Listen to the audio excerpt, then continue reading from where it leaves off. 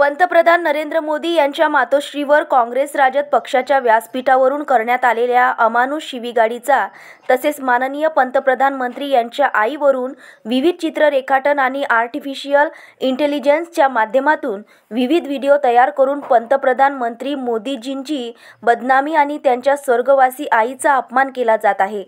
या सर्व विषयाचा तीव्र निषेध म्हणून आज भारतीय जनता पार्टी अमरावती शहर जिल्हा महिला मोर्चाच्या वतीने राजकमल चौक अमरावती येथे आंदोलन करण्यात आले।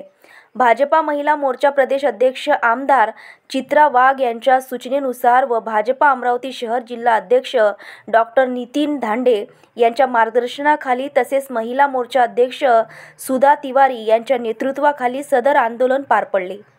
या निषेध आंदोलनात भाजपा तथा महिला मोर्चाच्या पदाधिकारी व कार्यकर्ते मोठ्या संख्येने सहभागी झाले होते।